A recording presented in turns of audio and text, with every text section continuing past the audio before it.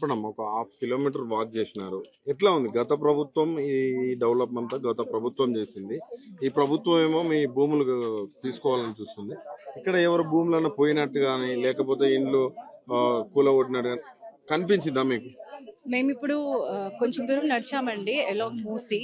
ఇక్కడ వాక్ వే ఉంది, జిమ్ ఉంది, అండ్ గ్రీనరీ ఉంది, ప్లాన్స్ ఉంది, అండ్ ఫ్లాగ్ కూడా ఉంది, మన ఫ్లాగ్. కానీ వాళ్ళు టిఆర్ఎస్ గవర్నమెంట్ లో డెవలప్ చేశారండి ఇది. కానీ దీని మెయింటెనెన్స్ లేక ఇది ఇప్పుడు ఇలా ఉంది. But it was beautiful. ఇలా డెవలప్ చేయొచ్చు అండి వితౌట్ డెమోలిషన్ యాక్చువల్లీ. కానీ ప్రెసెంట్ గవర్నమెంట్ డెవలప్ చేసిన దాన్ని కూడా పట్టించుకోకుండా ఇలా రెక్లెస్ గా బిహేవ్ చేస్తోంది.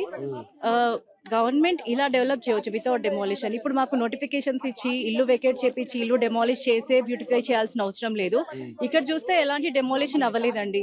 ఇక్కడ పక్కనే అపార్ట్మెంట్స్ కూడా ఉన్నాయి. వాళ్ళ సింగిల్ వాల్ కూడా వాళ్ళు తీసేయలేదు. పక్కన చూస్తే వేరే ఇల్లులు కూడా ఉన్నాయి. అవి కూడా ముట్టుకోకుండానే డెవలప్మెంట్ చేశారు with in the limit of Musi.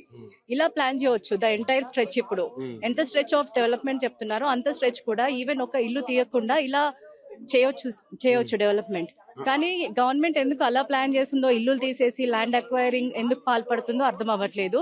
We request government ఒకటే అండి, without demolition, without land grabbing ఇలా డెవలప్ చేస్తే సరిపోతుందండి. ఇలా డెవలప్ చేస్తే ఒక 8,000 కోట్లతో అయిపోయే ప్రాజెక్ట్ ని 1,50,000 కోట్లు ఖర్చు పెట్టి ఇంతకంటే బాగా చేస్తామని అంటున్నారు.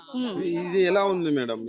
ఇది ఈ డెవలప్మెంట్ ఎలా ఉంది? పబ్లిక్ పర్పస్ చూడాలి, మూసి బ్యూటిఫికేషన్ చూడాలి అంటే ఇది సరిపోతుందండి. ఇంకా ల్యాండ్ గ్రాబ్ చేసి ఇంకా పెద్ద పెద్ద బిల్డింగ్లు, గ్లాస్ బిల్డింగ్లు, పెద్ద పెద్ద కాంప్లెక్స్లు, నైట్ ఎకానమీ ఇదంతా అక్కర్లేదండి. పీపుల్ కి ప్లెజెంట్ గా ఉండి మూసి వాటర్, అందులో ఉన్న silt clearance, dust clearance, continuous cleaning ఉంటే సరిపోతుందండి. దానికి అంత బడ్జెట్ కూడా అవసరం లేదు. We have much technology to clean everything now days.